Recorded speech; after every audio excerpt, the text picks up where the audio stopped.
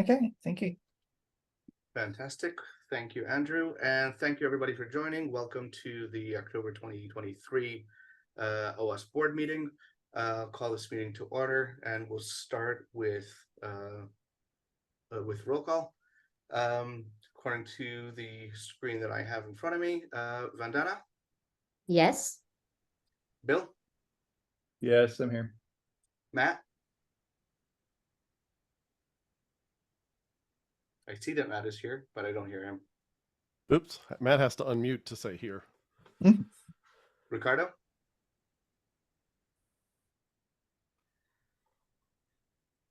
Ricardo also has to unmute. So sorry about that. Yes, I'm here.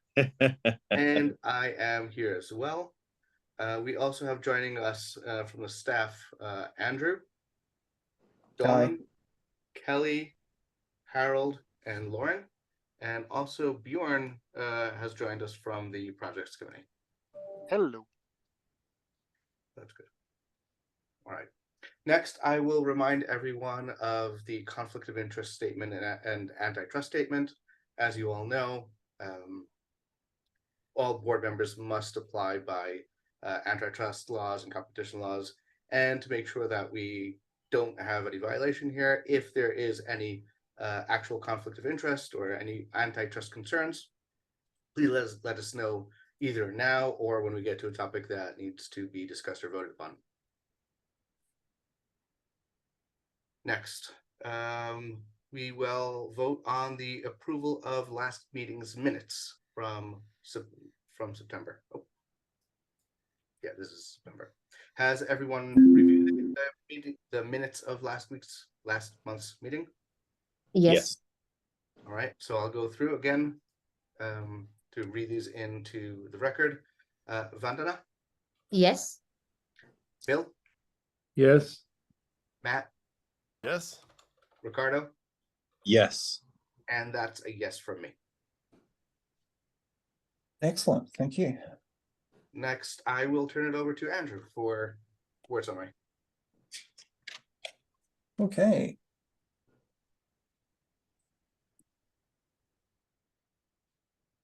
We had a little bit of a technical hitch with getting the slides out this month. I apologize. We will attempt to get them done by the close of business on Friday before the board meeting every time. The reality is that I was away on Thursday and I didn't get a chance to finish them up. That's the only reason. I do apologize. So for those of you who've already reviewed it, I do appreciate the fact that you do take the time to review the materials before coming to the meeting. So let's get into it. The biggest single thing that's been taking my time is the audit. Whilst I was in Australia, there was a number of requisitions. Shelby from Virtual did actually provide the vast majority of those. I still need to confirm the 2022 Board of Directors, which is a list that she has. It seems accurate to me. I just need to make sure that, that's the sort of thing that they asked for to finish up the 990. Excuse me, Andrew. Sorry for interrupting. Grant is in the waiting room. Can you let him in, please? Yep, absolutely. Okay, Grant will be joining us shortly. There is a review meeting this coming Thursday. If anybody wishes to join, they're more than welcome, but fundamentally, I will take the review meeting. If there are any issues of concern, as I said to Bill yesterday, I will bring that to the board's attention so you don't get surprised by a 990. I don't think we'll have a clean audit this year because we've got a different methodology. The two items that I'm aware of so far are management controls on our side. We would have had to revise them anyway as we move towards charity CFO, but it means documenting how expenses work and things like that. Okay.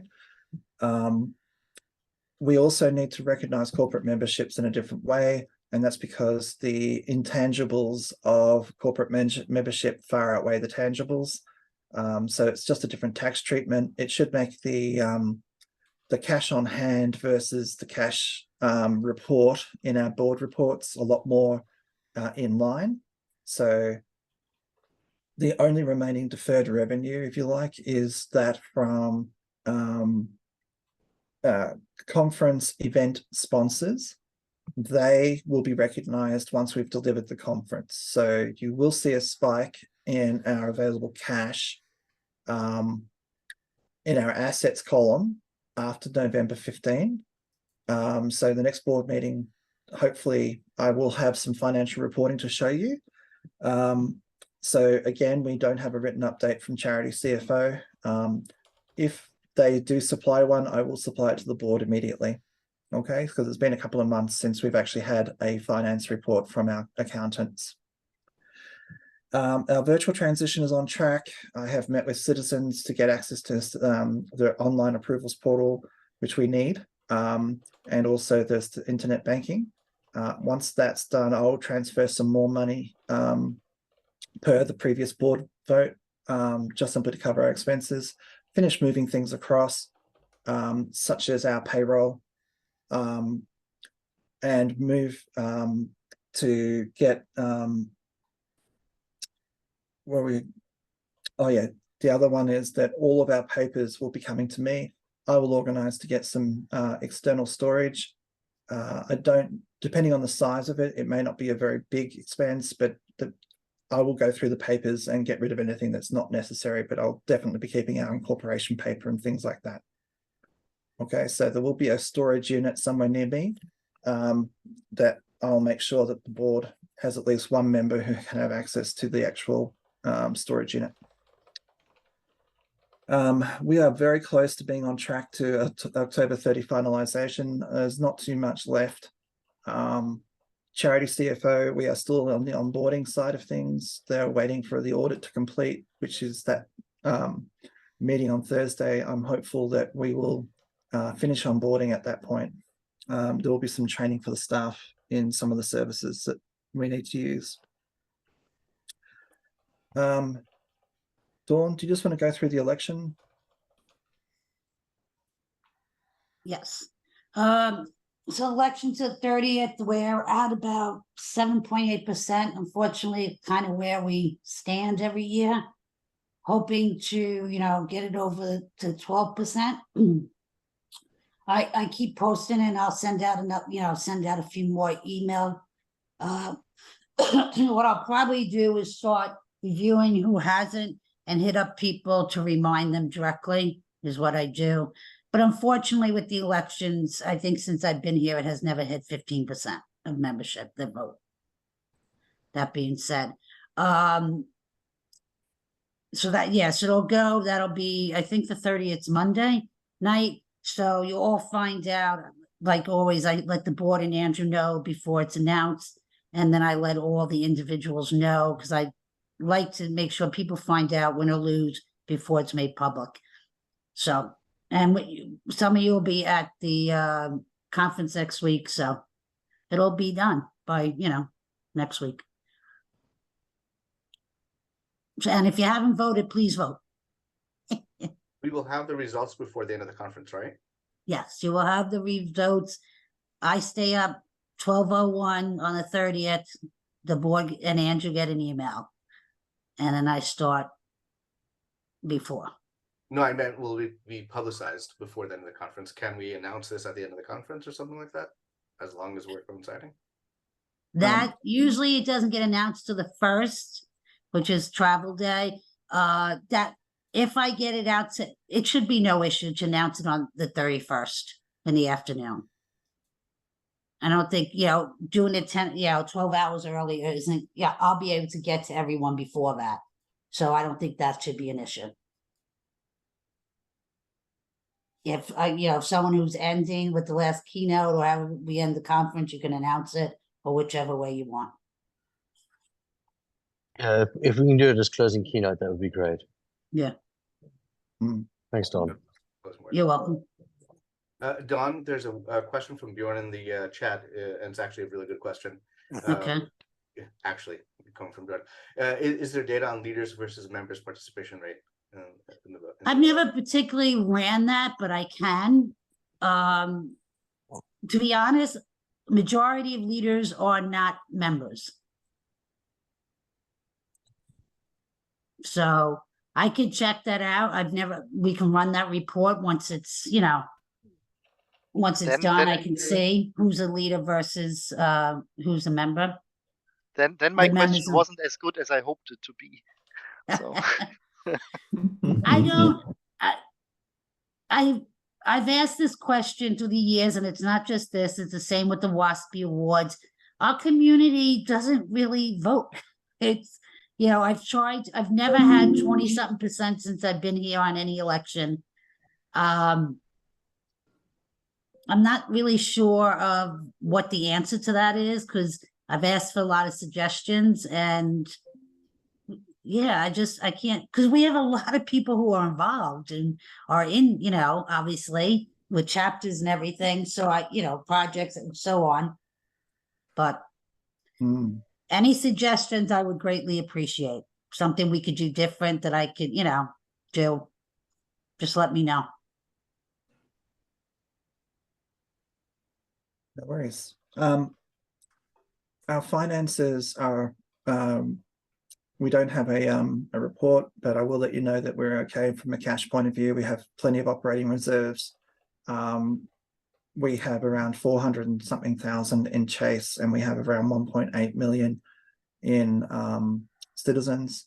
And so we will transition that to be more around the other way in the coming weeks, as more and more gets transitioned to Chase. Okay, this is where things get a little bit confusing. We're actually at 6,423 members as of yesterday. Dawn produced a slide, and it's dropped since the slide was presented or made up last week. So we have 4,123 1 years, 1,134 2 years, 1,097 lifetimes, which is up slightly, and complementaries has gone down to 69. That comment about the vast majority of leaders are not members, we did have a board vote that leaders should become members about 1.5 years ago. We should probably do a membership drive of leaders. That's a good idea. So even if they become complementary members, it's still better than them not being a membership, a member of a membership organization. So there's that. We've had a number of new chapters open in the last month. Again, mostly universities. There was one, this Wilmington, North Carolina is a city chapter, I believe. But the rest of them, I believe, are university chapters, which is good. I mean, part of our mission is actually education. And so having folks getting interested at an early age in OWASP is a very good pipeline for OWASP membership in the future. Okay, 75 meetings in the last 30 days. It's a good amount of activity. It's not quite the peak, but it's certainly not the lowest we've ever had. I would say that it was a healthy amount. Okay, 191 projects, 5 new projects in the last 60 days. There's always this status available that you can go and have a look at. That particular link takes you to a page that gives you information about the state of projects. It is automated, but Alyssa has been doing a lot of work to get the information up to date. And so that is actually more accurate than it's ever been. So if you have any questions about projects at a meta level, like how many are active, how many have actually updated their site recently and things like that, there is a status page for it. Alyssa, Harold, can you just describe Alyssa's current activities? She has been most recently working on updating the information for projects in our backend Copper, just as our single place of truth, if you will, rather than keeping it all on the website. One of the things I'd also like to point out here is the project showcase. We've had a number of projects have to either drop or go virtual because of the ongoing conflict over in Israel. Another thing that I want to mention that's not on these slides is we recently made it so that the force majeure items, and this is not projects but technology, the force majeure capabilities are now in our system, so that with a simple flag, we can flag a country as receiving free complimentary membership. And finally, there's another technology thing. We are looking at a number of backend member management systems, and I put on hold any further investigation into that until after the global AppSec. That's all I have. Yeah. So letting people know, that means that Israel, Palestine, and Ukraine have free membership as part of that update. So anybody from Israel can join for complimentary membership at this very moment. We will make a blog post about that in the coming days. This is part of our commitment to making sure that people in war-torn countries don't suffer the consequences of having to renew their OWASP membership in a time of distress. Okay. There's the grants information. There's some status that needs to be worked through.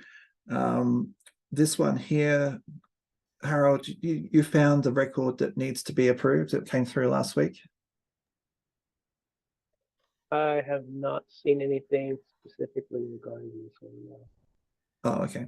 No worries. Well, let's keep on top of it. Our projects, we'd like to be able to give them money if funding is approved. Okay, I know that you guys have questions relating to events. So Lauren and Kelly, please, Lauren in particular, could you just go through the events that we've got going, please? Sure. One of the main ones that I think everybody's on track and focused on would be Global AppSec DC. If we could go to that slide specifically, I think it would be okay. So here in DC, some of the great news is that we have exceeded the budget for our registration numbers. Our budget was set around 364,000. The current at the time of doing these slides, we were just over 400,000 for registration. And obviously more registrants have come in since then. We are almost $100,000 over our expected budget for the training sessions. We're seeing a lot more trainings than or trainees that I have seen lately. So I think that's great. And then sponsorships, Kelly has far exceeded the budget for that as well. Yeah, so this is good news for our cash position at the end of the year. It gives me great confidence in that particular high that we've talked about during the strategic session. So I reached out to the person who was forwarded to me, and we'll see about whether or not that is a good fit for the position that was described. But are there any sort of challenges, Lauren? The only challenges that we're really seeing for Global AppSec DC, unfortunately, has to do with some last minute scrambling in regards to the schedule due to the conflict in Israel. But we're doing our best to accommodate speakers who still wish to present, but to do so remotely. Kelly and I will be printing out some of the schedules and just highlighting, like, for example, we have 2 manager culture tracks going on at the same time because we needed to fill a position because a breaker dropped. We're also trying to keep most of that extra equipment that's required for a virtual presentation in the general session room instead of having to move things around. So instead, there is one instance in particular where I think we have maybe it's a breaker in the builder track that day. But these will be highlighted and we are hopeful that people will understand. But other than that, I'm not foreseeing many challenges. Mm-hmm. As I'll per be- normal. Yes, so go ahead. I was going to say, I'll be sure to make sure that I highlight that during the opening of the conference, so people know what they can expect. But more importantly, so that people understand that the reasons that things are complicated is because the world is currently very complicated. Okay, I can send you an email highlighting that probably towards the end of the week once the dust has settled, because we have a few that are still trying to get out to the conference, but we're still unsure. Yeah. 100%, thank you. We've also had the usual number of visa rejections from India, by the American consulate in India. This is very disappointing, but there's not much we can do about it. I think that affected just one speaker this time. Is that right? We were actually able to write another letter and he was able to get it approved. So he'll be there. Oh, fantastic. Great news. Yay. Phew. Okay, so this is some good news that was unexpected. Just go through it, Laura. Okay. I just now realized that on this slide, it looks like for the profit, it looks like I have negative 3,000. It's not. We actually, after factoring in technical assistance and marketing and Hugo's assistance with graphics, we were able to turn a small profit of just over $3,500 for the Global AppSec Singapore. We still are exploring dates for 2024 with the venue. Kelly and I had a great meeting with Gianluca, and we've also connected with Sven just so we can get a better understanding of what works in Singapore and maybe ways that we have gone wrong, additional people that we can reach out to help spread the word for 2024. We should have an update with final dates and hopefully good news to share with you guys by the end of the DC conference about Singapore. Okay, great. Thank you. Vandana? Lauren, hi, this is Vandana. I actually proposed it informally to a bunch of people around doing the AppSec Global Conference in India next year, which is in 2024. I was hoping that I would meet Kelly in person and then we discuss the basics of it, because I want to do it towards the end of the year, like around October, November. Okay. So that more and more people can come in, and we don't have any other conference in India. So that's what I wanted, because we've never done any conference in India. 2023 also I wanted to do in India, but then Singapore was saying that they want to do it and it went virtual, because I really want it to happen in India, and I want the whole CISO community to everyone around getting engaged with OWASP. Vandana, when do you leave to go home from DC? I would leave on third morning. The third morning. So Wednesday morning, you're not staying for the trainings. Okay. Well, I'll make sure that I find time to connect with you sometime while you are there. Sure. Absolutely. Okay. Sounds good. Okay, great. LostCon is happening later this week. I believe the training is already, if not started, then starts tomorrow. Today. Okay, so good luck to those guys. They're doing a really good job under difficult circumstances, and hopefully it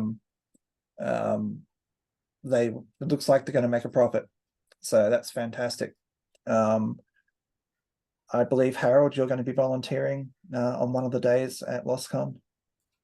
I am, and I also extol anyone who hasn't been there, give that one a try. Yeah. Cool. So fundamentally, that's our report for this month. With that, I'll return the board to Avi. Are there any questions about the staff reports?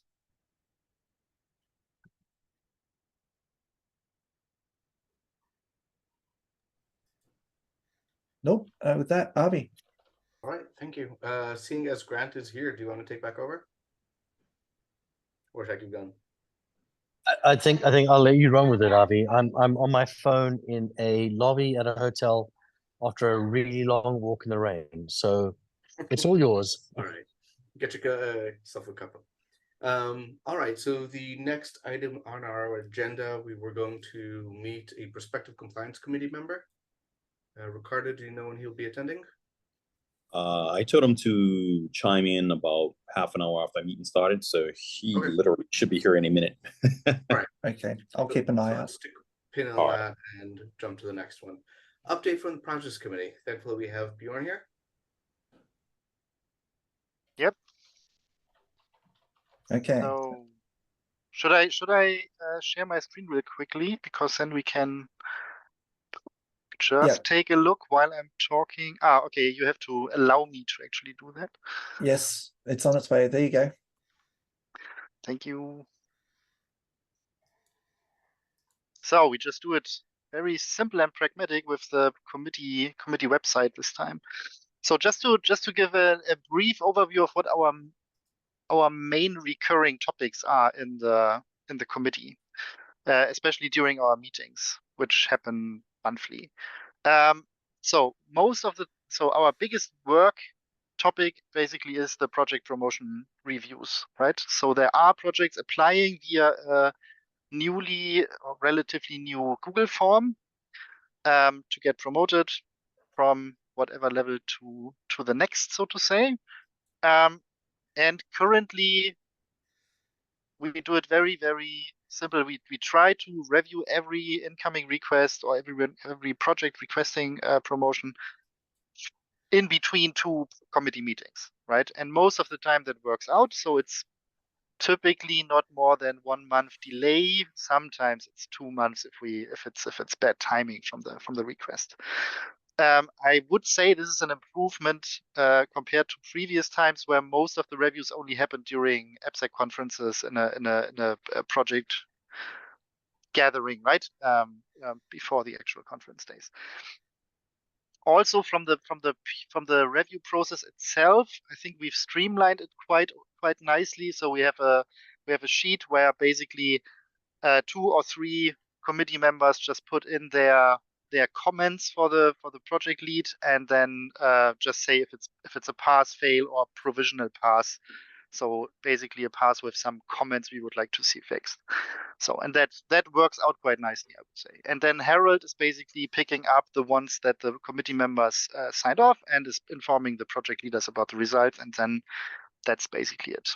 So I would say that process works quite fine and also works quite nicely with the new production level. So, I mean, it was a little bit of a slow start since this was introduced, but I think now we have like 6 or 7, if I'm not mistaken, projects already on that level, right?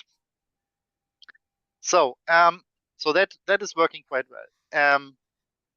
You can find here on the top, there's a link to the project leader handbook, and if you look real close down there, it goes to the PDF archive.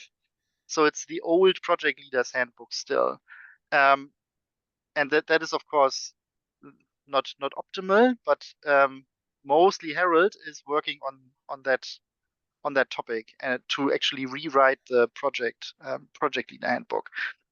I would really like to see content like this, like the description of maturity levels, and also things like the good practice descriptions we added sometime in the past, right? About things we expect from projects, certain behaviors, and also some resources and help for projects how to get budget and all that stuff. That should all end up in the detailed version, so to say, in the project handbook. And then maybe where necessary, we just have like some brief summary only here on the project committee page.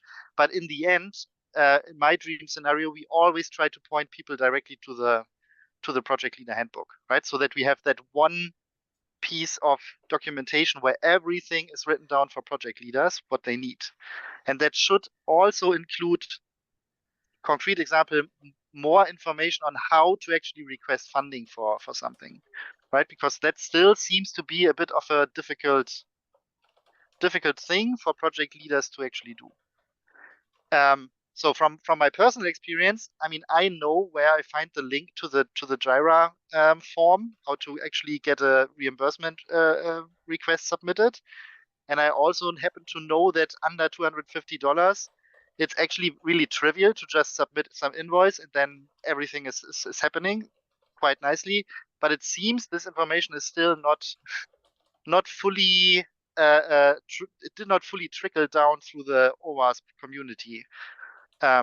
So that's maybe something where we need to also put a bit more advertising in, and that it might, I don't know, maybe it's kind of a similar problem like with the voting, right? So that some people might just not read those OWASP emails or just look at the usual channels where you actually could find such information. I don't know, but this is something where I think OWASP in general, so internal marketing of processes and offerings, support possibilities, all that can definitely be improved a bit. So yeah, that's that. Other than that, I'm very happy to see that this whole grant process seems to work out quite well. So at least, I mean, 4 grants in process, that's nice. But also that I would also put that onto the to be advertised more list, so to say. Yeah, so that's our basic. I mean, our continuous task is the reviews, and then one-time task that is hopefully finished soonish is the publishing the new handbook, and then also keeping that up to date more frequently. And yeah, so I think with the chosen technology stack, that should be easier than in the past. Other than that, maybe one small thing. So I mean, as we had this happen now twice, the not particularly the project committee, but the foundation might need some in the future some more legal assistance when it comes to projects wanting to leave the foundation or just picking up their stuff and going, right? So that's something I guess the committee itself we can't really do much about that, but that's a bigger topic, I would say. But I mean, so far, luckily, it's a rare topic. But I don't know how many other projects have been approached by certain organizations to actually switch sides, so to say. Yep, that's that. And one small remark about the project review or promotion review process. So we have documented that in order to get from incubator to lab, you can basically bring your own first reviewer, right? And as far as I know, no project leader ever used that feature.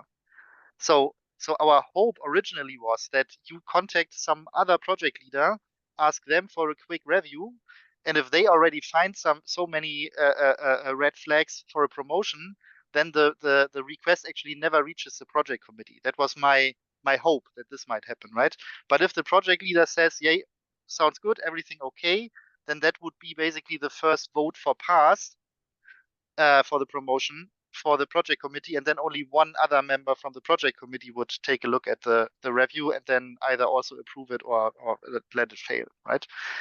Depending on the results. So also internal marketing problem. So it's documented on the committee website, but apparently nobody reads it. And when someone submits a review without or a promotion request without a review from the project lead, we don't ask them to go back and get it. We just do it then ourselves.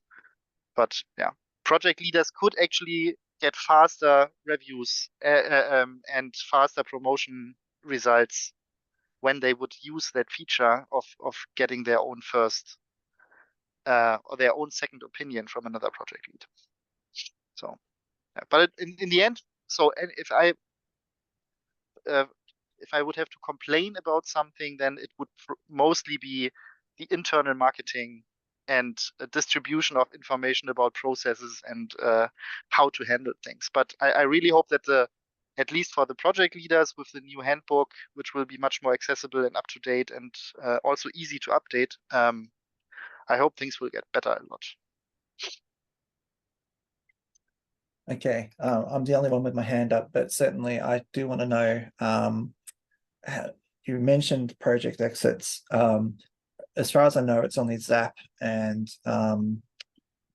what was the other one? SKF. SKF. Yes. Basically, it sounds like we need to update the policy to make it much more clear about what happens when people leave. I think during the strategic session, we did talk about that a little bit, but certainly we need to revise the project policy to make it much more clear. I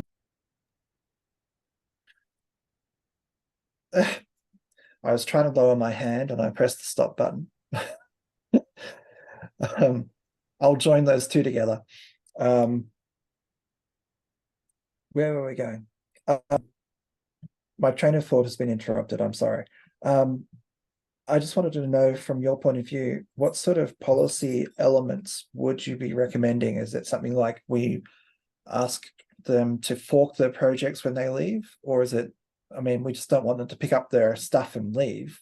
What is it that what would the project committee recommend? Okay, my personal opinion.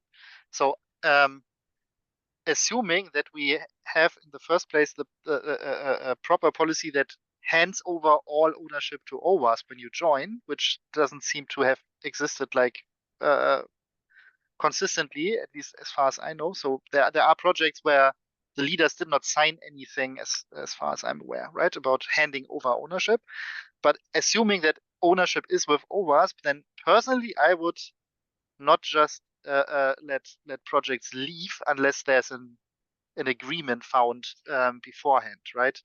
But if they just voice the wish to go away, and then they can of course fork it into their new organization, and that's it, right? Or just republish it in a different way. But that gets so quickly into copyright and IP legal things that I would not dare to actually make a real proposal how to handle that, because I'm not a lawyer. Just for the record, right? So, but yeah. Just from my personal point of view, I don't think projects should just be allowed to pick up their repository and go elsewhere, right? But from a management point of view, that's of course difficult if those projects, like for example, Juice Shop, have their own GitHub organization. They can technically just do anything they want, right? So they're not in the OWASP GitHub organization. So the leaders couldn't be locked out or anything, right? So that it's just really hard to control it that way. But from a purely practical point of view, it also doesn't make sense to pull everything into the OWASP GitHub org, because that is complete chaos, right? It's terribly organized already, and there's no better way to do it on with GitHub. So it makes sense to have separate organizations for bigger projects. But there needs to be then really some policy text to make clear what you can and cannot do, I would say. But I mean, yeah, it's really difficult. Bjorn, my understanding, and Harold, correct me if I'm wrong, we have the higher level of the corporate license of GitHub, which allows us to own multiple organizations under the same umbrella. Harold, is that right? That is incorrect at this time. We're trying to get that set up. And then there is still a question of whether or not even having that will still let us do what we need to do. But it's still going back and forth between me and the person I'm talking to GitHub. Yeah, but like Harold, I think Harold was it wrote. So it, of course, projects with their own GitHub organization could be requested to let the official OWASP Foundation account join as an admin of their organization. But in the worst case scenario, right, of someone really wanting to leave, then it's just a race condition between, or it's a race between who kicks out whom first, right? So if the leaver kicks out the foundation account, then it's still their organization, right? And that, yeah, I don't think you can solve this by with automation and technical needs. This really needs to be a legal thing, in my opinion, as unfun as that actually is, of course.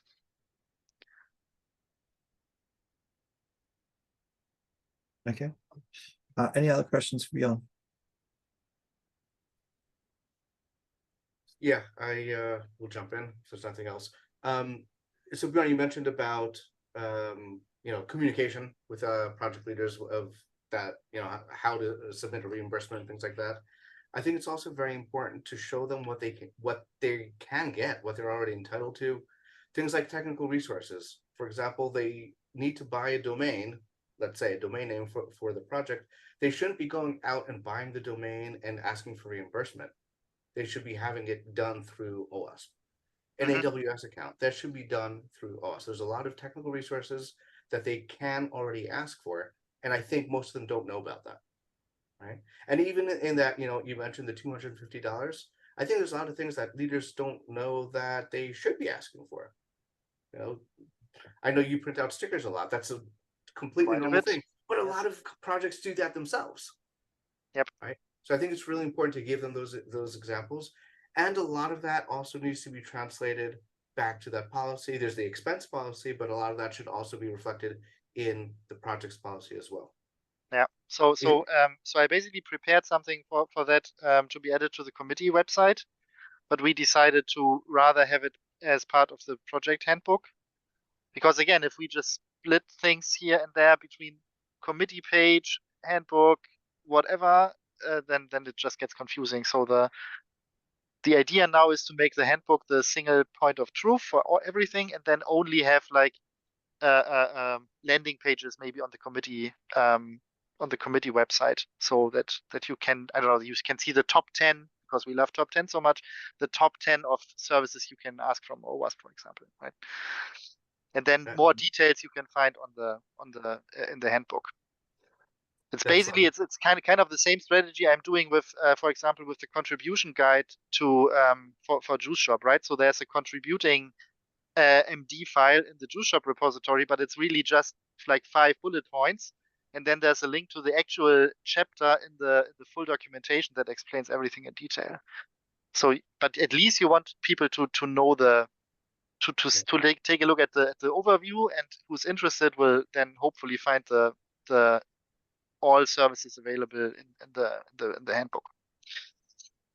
Excellent. But first the handbook needs to be published. Yeah, and some of that does need to wind up in policy as well, by the way. Some of it does need things that need to be enforced and followed. So to push that over to the policy, and if you want to make modifications to the policy, dump that over on the project subcommittee, and we'll take that from there, whatever edits you have from there.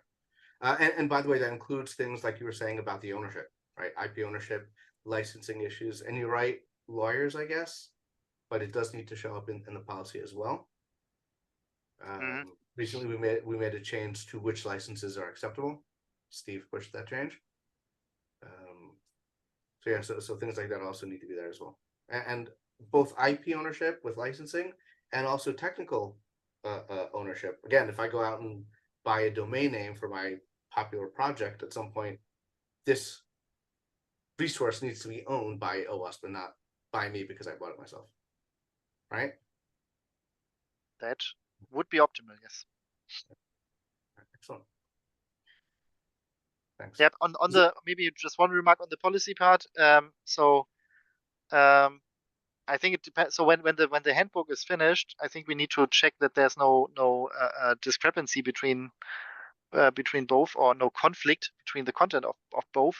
And then the question really becomes if the handbook should be the let's say the real policy, and the policy itself is more or less just a high level abstraction of that, or if we need to really put out all the hard rules into the policy document, and then the handbook is basically just the how to do that explanation.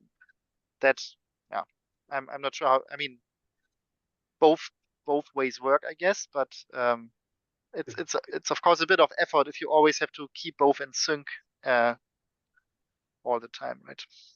It's definitely the second. The policy has to be enforced, and things that, and I think it's a simple things that you must do or not allowed to do, that's policy. Things that you're allowed to do or can do, that's handbook. Okay.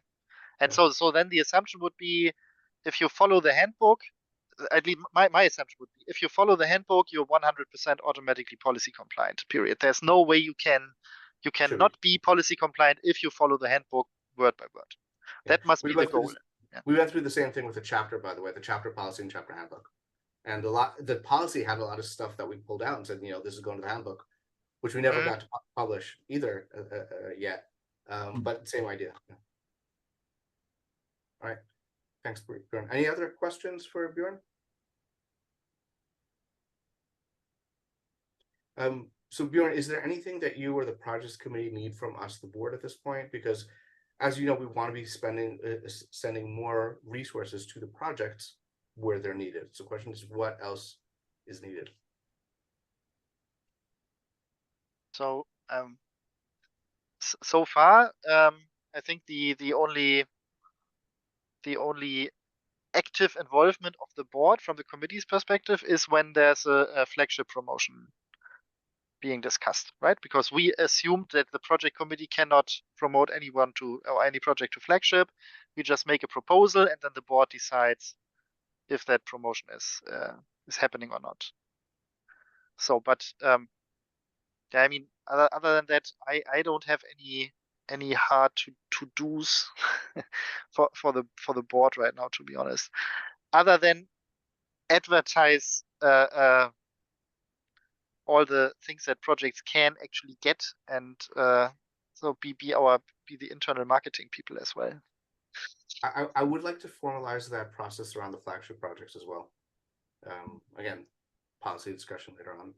I mean, in our documentation, it's said, it's pretty clear that you can recommend a project for flagship, and the project committee will take a look at it and will then do a formal recommendation to the board to either accept or not accept that. And then that's basically the only way how you can get flagship status. And I guess it's also, Harold, correct me if I'm wrong, the only way to lose flagship status if the committee recommends it or not to the board. Yes. So no committee member will ever have should and will ever have the final decision if someone becomes or loses flagship status, because many of the committee members have flagship projects of their own, and that would be, I guess, a conflict of interest.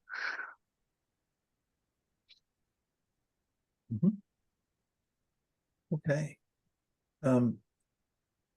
If there's no more questions, I would suggest that we've actually had who joined recently the meeting? Hi, it's Rick Mello. Ricardo invited me as a potential candidate for the compliance officer position. Yep. So that was so Avi, did you want to return to that piece of business? Yes, thank you, Bjorn. Moving on to the next You're welcome. piece of business is the prospective compliance officer, compliance committee member at this point. Rick, thanks for joining us. Just a bit of background. Right now we are talking about a compliance committee, but we took a vote recently that as of January 1st, this will no longer be recognized as a committee and just straight compliance officers. Yeah, I did read that online. Yeah. So Rick, maybe you can go ahead and introduce yourself to those of us who don't know you yet. Sure. So my name's Ricardo as well. So I'm Ricardo Mello, Rick for short, or Ricky. I've been in IT for about 22 years. I've had various analysts and engineering positions, as well as cybersecurity roles, working mostly in financial services, so for insurance companies and banks. So the beginning of my year was more analyst and engineering work, and then the last 8 years have been strictly cybersecurity focused positions, such as director of cybersecurity, cyber risk operations manager. I was an IT information security and cyber risk analyst before that, And recently I just started my own consulting business about 6 months ago, Sentinel Cybersecurity. One of the questions we always ask a prospective compliance committee member is, have you had a chance to look over the code of conduct and the bylaws? I haven't yet. Most of my familiarity with OWASP is using the top 10s, as you mentioned, the application top 10 and the API top 10 are the ones I've utilized most, but haven't had a chance to go through the bylaws as of yet. Yeah, we've got a new set of bylaws that are coming up that are a relatively standard set. A lot of the old policy settings that were in the existing bylaws will need to move to policy. That process, I've got a to-do item for myself to kick a couple of people who need to help us get the new bylaws in place.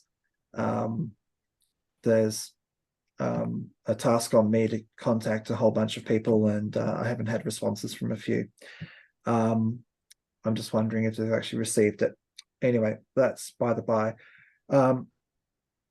In your professional history, have you ever had to adjudicate like personal issues?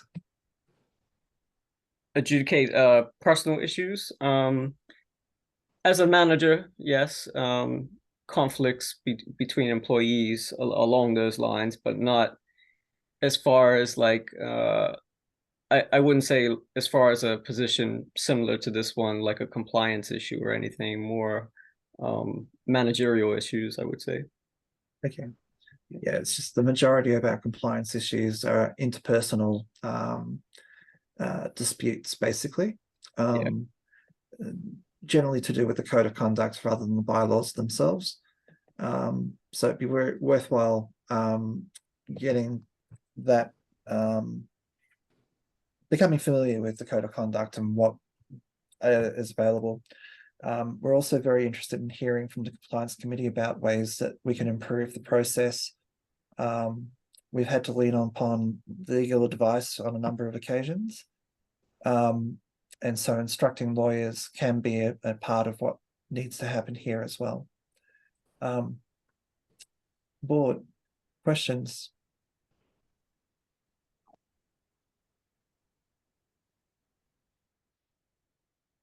Rick, you said you don't have any much experience other than managerial. Do you have any training in that field? Training as a manager, training dealing with social conflicts? Yeah, well, a lot of sort of hands-on work experience. I have done some training courses as part of my role in banking. The company often did managerial training on conflict resolution, you know, and different personality types and how we interact and get along. So yeah, I have had some formal training in that.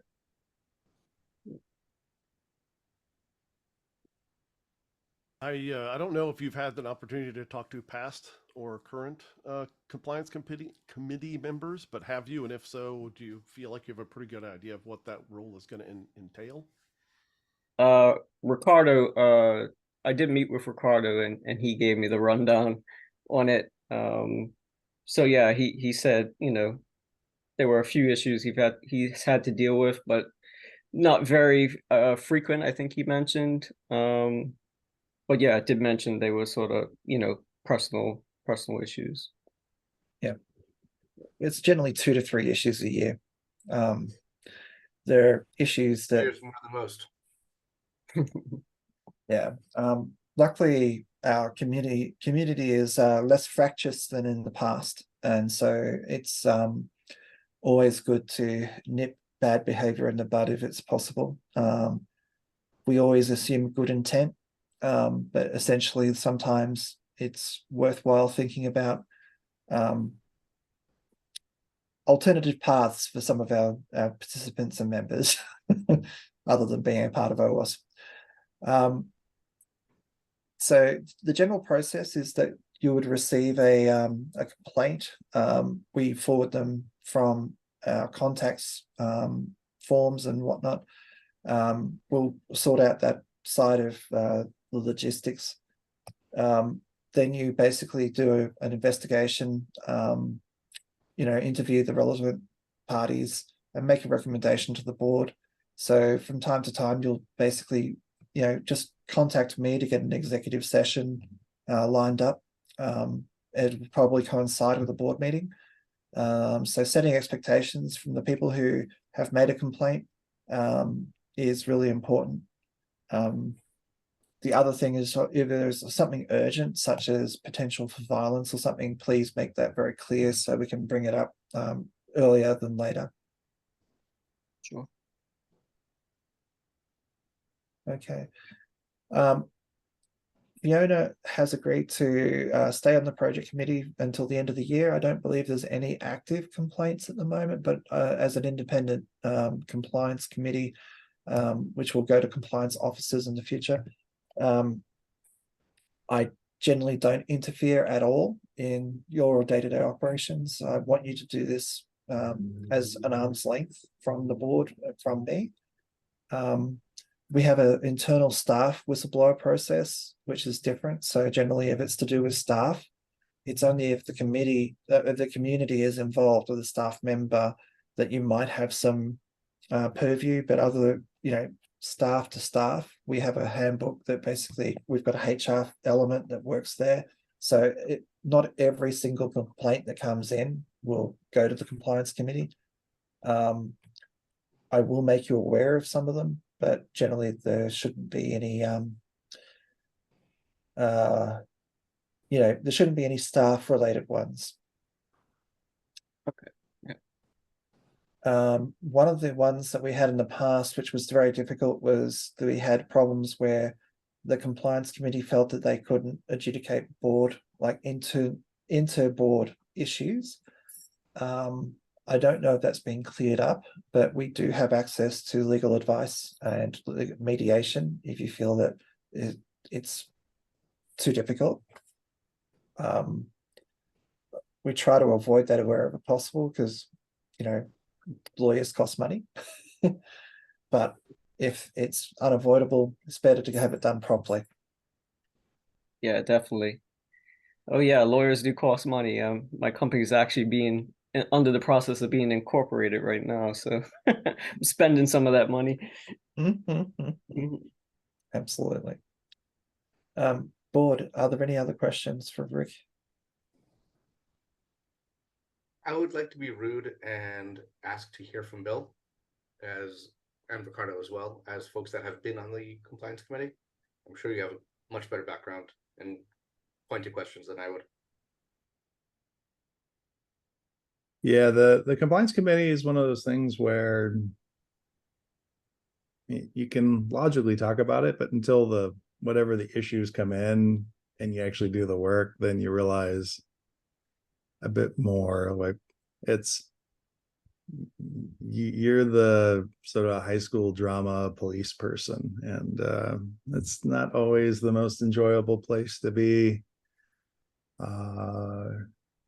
We operate in a high ethics type environment, right? Like our careers professionally.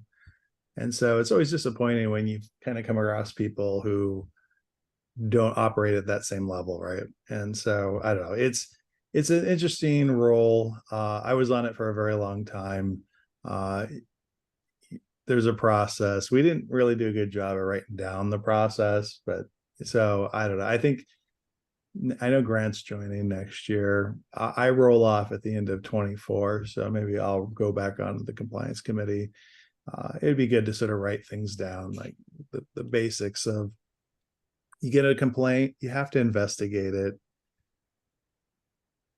You then have to you're going to get statements from people. It's a he said, she said type situation. And then you have to kind of discern based on the facts. And not only that, you have to have like a really good ability to set your personal biases and your personal interests and everything else just aside. You just have to go off of whatever the facts say. not even your personal interactions with these folks, because it's a small community, so chances are you're going to know at least some of the players that are involved, and so you got to put it all aside and just go based on the facts. What happened? What do I recommend? What do I think truthfully happened, right? Because people give you different accounts. And then sometimes there's this weird corner case where both sides are telling the truth, but from their own perspectives, they're not wrong, but also, some people are just more sensitive than others, right? Like if I tell a joke and it's a little off color, maybe someone gets really offended. Now you're going to intent. Like, did I intend to offend you? Did I say that on purpose to upset you? No, maybe I did. Maybe it was just a harmless thing. And so all those nuances mean that being on the compliance committee is, you really have to have a level head, and you have to be very patient, and you have to be non-biased, and you have to be highly ethical. And then some of these things, like, we've gotten some complaints in the past that are like, sometimes the complaints are from people who mentally are not well. So then it's like some crazy stuff, right? Like it's like, oh, they were following me around town. No one from OWASP is flying to wherever you live to follow you around town, right? So I don't know. Anyway, so I wanted to just sort of add that I enjoyed being on the compliance committee, but it does have its sort of interesting challenges and stuff. So, anyways, I just wanted you to know what you're getting into. Yeah, thanks for the insights. I appreciate it. Well, I pride on being a people person, so and I have dealt with a lot of difficult situations before, and like you said, there's all different personality types, and some people are more sensitive to other things. So communicating with them and sort of knowing how to approach different personality types can be key. I also read a lot of books on psychology. That's like my favorite subject to read about in my spare time. So I guess I do have one question. How are you with how do you feel about people maybe not liking you? Because you obviously can't, you got two sides. One side's going to be unhappy with whatever you decide. Sometimes both sides are unhappy with what you decide. Yeah, are you okay I don't with have that? I don't have to feel liked. I'm pretty secure in who I am. I know who I am. So yeah, if somebody doesn't like me, that's cool. All right. Yeah, you have to not need that, because guaranteed you're gonna have some people who are I'm the type of person you don't need to pat me on the back or anything. I don't need any of that sort of thing. Yeah, so I guess I'll say a few words here as well. Rick, we've talked already. We met over coffee and we talked a bit about it.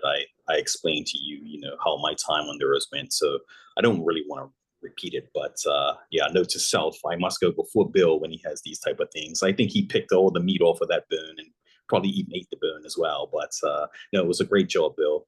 And just say that when I approached you, I immediately thought that you'll be a great individual in here. I know that you're astute. You have attention to detail, and you pretty much told me so during our conversation. So I have every confidence that if you come on board with us, that you will do a great job. I think you will even get some stuff going that Bill and Grant might contribute to there as well, the documentation and and get some onboarding going. And even figure out, maybe some offboarding for this position as well, which we could probably use in a few other committees as well. Figure out that whole process and kind of stamp it and put that cookie cutter machine going and get that process in place. So having said that, I invite the rest of the board, if you haven't asked the question yet, to please get to know Rick here. He's a great guy. He's very approachable. And hopefully before the end of the year, we won't see too much of him here, because I'm going to put it out there in the universe that we get no issues before the end of the year. Yeah, no baptism of fire if I am selected, right? Yeah, exactly.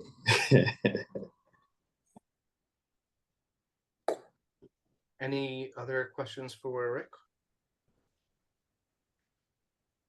Matt, Vandana? Anyone else? So, question to the fellow board members.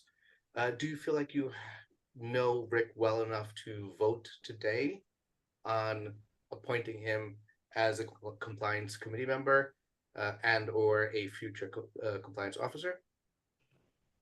Do we want to take that vote now? I'm good to do it now. Yep. I'm fine to do it. I'm fine Right. as well. All right, so let's write that down. So we will need to write down that motion. Hang on a second. Could someone do me the favor of dropping Rick's name in the chat so I can accurately Yes, note Rick, it? can you please do that? Oh, sure. I'm assuming it's not Sentinel Cyber Security. I know you're Rick something with an M, but I didn't catch it. I'll use my government name. Perfect. All His right. stage name is Rick Cyber. Okay. I got your name there. Yeah. While we're getting the vote together, Ricardo, Rick, obviously with two Ricardos, it's going to be a little bit confusing for a little bit. Yeah, you can make me Rick. It's all good. Okay. Rick 2. I'm going to call you Rick 2. Are you an OWASP member? Not currently, no. Okay. As a leader, you can get complimentary membership, otherwise it's $50 a year. Officers of the organization generally need to be OWASP members. But yeah, it's just one of those things that if the vote goes well. All right, no problem. So should the motion take that into account? I have a question. Yeah, Can you even vote on this if he's not a member? Because I think the paper says they have to be a member. So do you have to postpone it till they're a member? Or do we write the vote in such a way that upon membership being completed? Yeah, you might have to reword it then, just because I think it says you have to be a member, so you might have to reword the motion. Would he join now or would he join in January? No, No, depends how you write the motion, I guess. hypothetically, Rick, are you okay joining now? Yeah. Yes. So I suggest something like this in the chat. It is moving to decide that Ricardo Mello will be appointed to the compliance committee pursuant to completion of his OS membership. Thank you. Yep. Is that motion acceptable to everybody? Yes. Yes. Yep. All right, so we will go ahead and vote on this according to my screen. Vandana? Yes. Or can we have a second? Oh, sorry, of course. Do I have a second? Second that. I'll second it. Thank you. Ricardo got the second. Okay. Yes, voting. Vandana? Yes. Bill? Yes. Matt? Yes. Ricardo? Ricardo 1. Yes. And that's a yes for me. Grant? Congratulations, Rick. Thank you very much for joining us as soon as you become a member. Thanks, Is Grant on the call? Grant is not on the call. He did say that hypothetically you would agree, but proxy vote is not a thing. Okay, that's fine. It passes anyway. Yes. It passes. Wonderful. Rick, please update us when your membership is complete and we can formalize the actual committee-ship, if that's such a word. Welcome aboard. Yeah, thanks a lot. I And good luck. appreciate it. Yeah. Look forward to playing. Once Therapy you is not sign, paid for. yep, sorry. Once you sign up, Rick, and everything's done, I'll need some shipping information. We'll send you Robert Rules of Order and different books and stuff that the board members also make decisions based on. Okay, sure. Yeah. And we'll get you some board source training as well. Yes, we'll set you up. And do I need a special sign up link or anything, or I could just go right on the site? No, I'll send you a sign up link, and then once you're in there, it's relatively straightforward to get to the training. Okay, cool. I will also point out, if I remember correctly, currently our insurance does not cover committee members, and that is why we are changing that to be officers. Is that correct, Andrew? Did I remember that correctly? Yes, right. So, Rick, as of now, the director's insurance does not cover you, but from January 1st, assuming we vote in as compliance officers, then that the corporate insurance will cover you for that as well. Okay, great. Wonderful. Thank you very much. And we can move on to our next topic, which is a discussion on AppSec DC events and AppSec Singapore, which I think we did start covering a little bit. I think we covered AppSec Singapore, unless there's additional questions.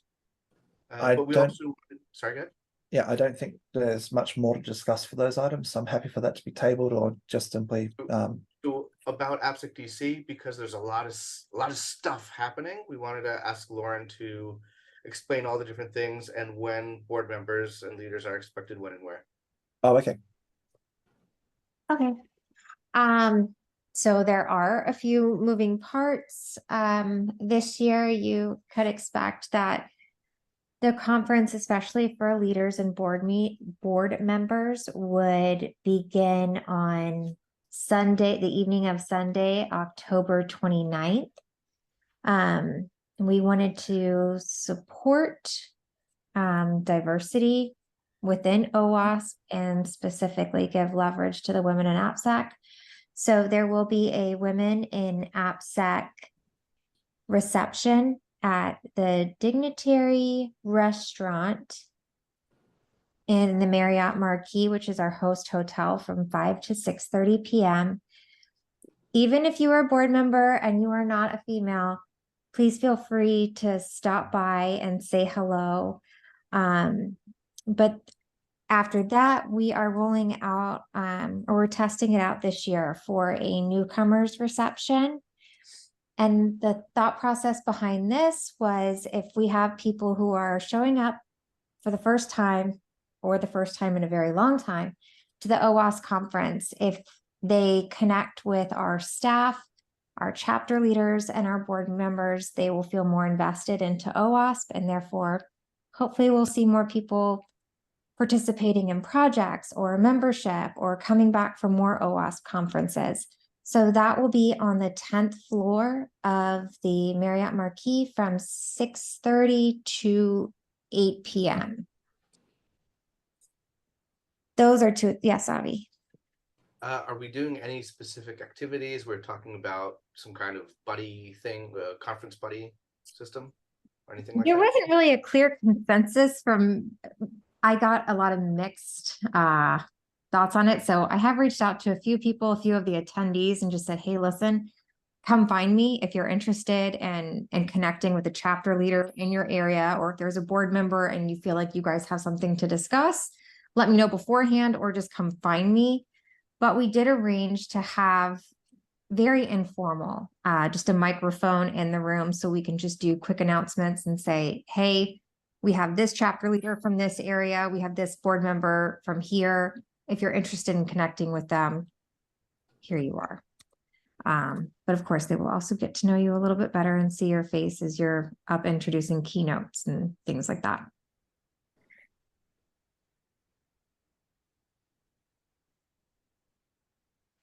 Anything else? Those are probably the two biggest changes to the conference. We are also doing, because there are hundreds of people who attend this conference, but whenever we send out a post-event survey, we never get any responses. Like, we get less than 10. So this year we've decided to include it as one of the stamps for the passport program. And anybody who completes this, minus anybody interested in training, they will receive a discount on their future ticket. But we will be handing out surveys. When they turn it in, they get a stamp on their passport, and hopefully this will bring us more feedback on our conferences so we can see what's working for people and what's not working.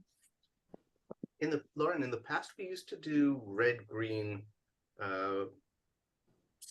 papers at the exit of every talk. Oh. I'm sure Matt remembers that. Bill, I'm sure others remember that. We can incorporate that this year, Avi. That's not Sorry? hard. We can definitely incorporate that this year. That's not hard to do. I mean, it was more of a question. Is that something Yeah. that would be useful? No, we can definitely, we didn't plan on it, but that's easy enough to coordinate, especially with the proctors in the room. So, yep, that's something we can add to our list. Yep. There's also when you guys come to collect your name badges, FYI, our registration is going to open at 5 p.m. on Sunday on level M4 in front of the Independence Ballroom. But we are bringing back the little ribbons to go with your name badges. So please feel free to come get your ribbons and decorate your name badge. We're also bringing back OWASP Jeopardy. So that will take place right before the networking reception on Monday, and it will be in the general session room.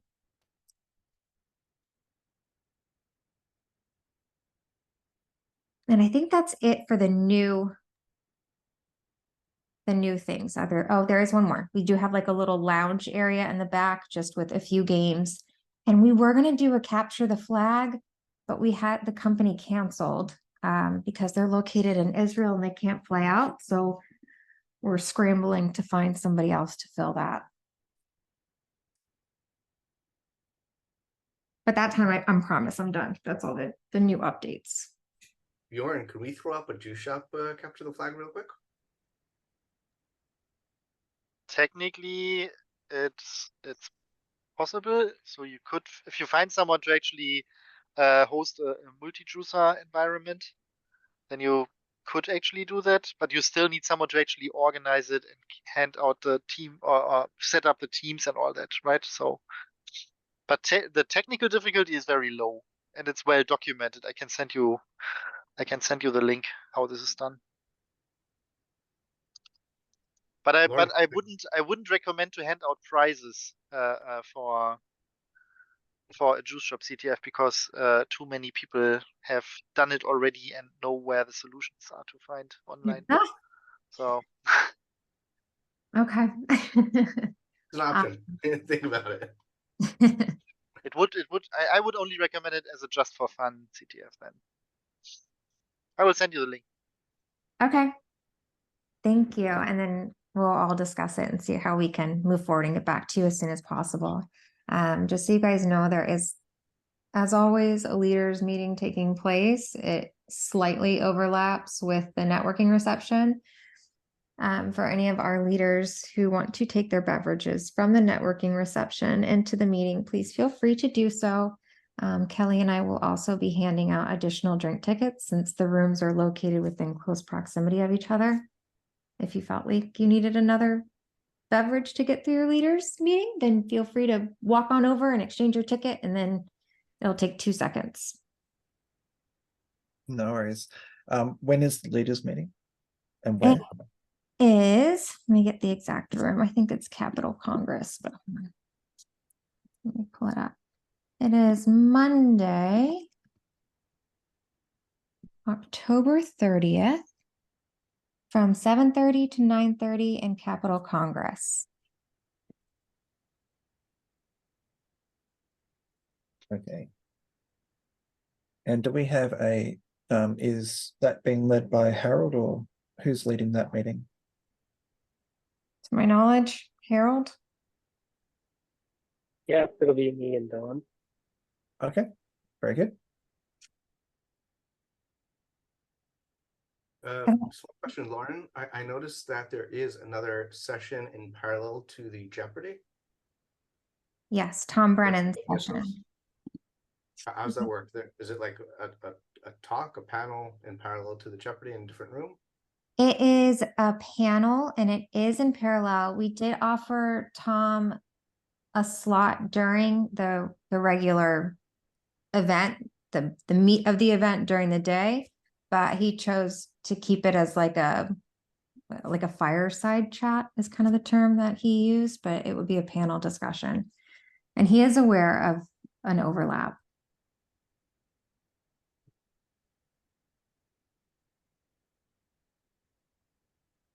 And I take it that we can get all of the session times and things through, is it going to be Hoover or is it Sked? It's on SCAD. You can actually go to the event website and go to program, and there's a full list.